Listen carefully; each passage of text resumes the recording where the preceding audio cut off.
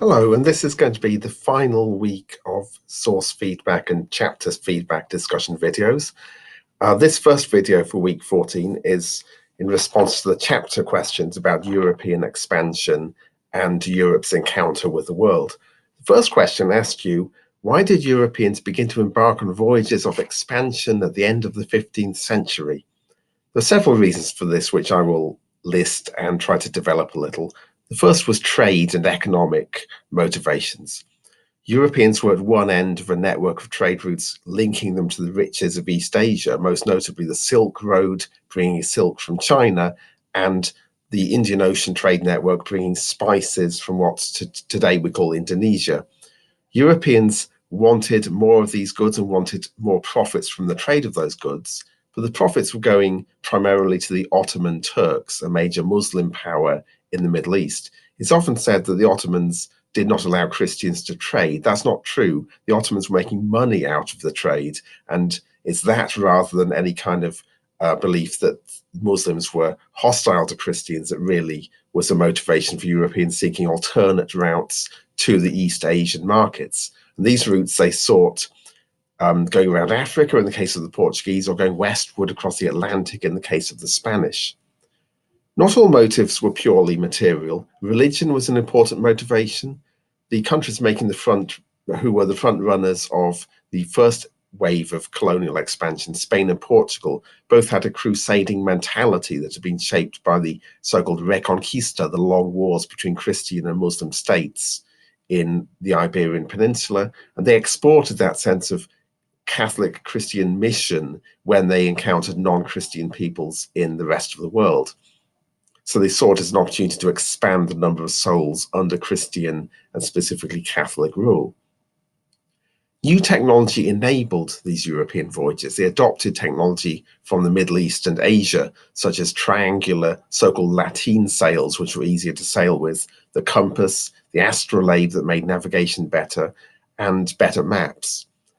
And finally, another thing enabling those voyages was the rise of so-called new monarchies, more centralized monarchies, which were better able to put resources into action.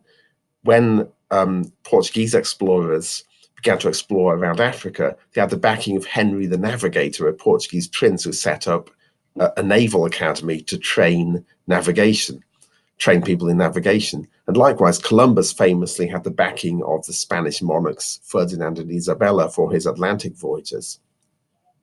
The second question asked, how did European expansion affect the conquered peoples? One obvious result was massive loss of population, which I'll address more with the third question about the Columbian Exchange. Infectious diseases killed up to 90% of the population of the Americas.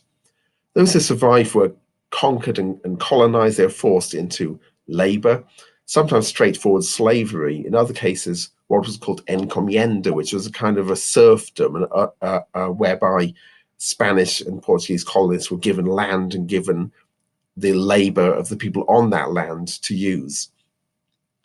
When Native Americans proved sometimes not sufficient for labor for the colonialists, because perhaps they died of European diseases, they brought over African slaves.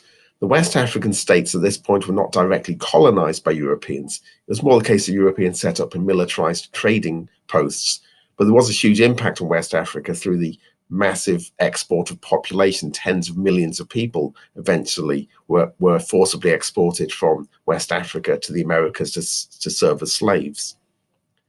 And finally, the Native American people were subject to the introduction of European culture and religion. For example, the Catholic religion was spread in the Spanish and Portuguese territories.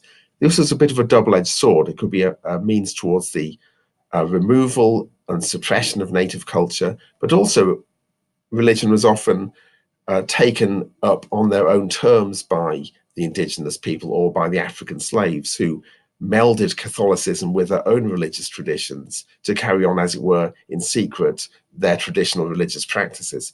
Practices such as Santeria in Cuba or Vodun in Haiti are examples of this syncretic mixture of Catholicism with traditional African or Native American religious practices.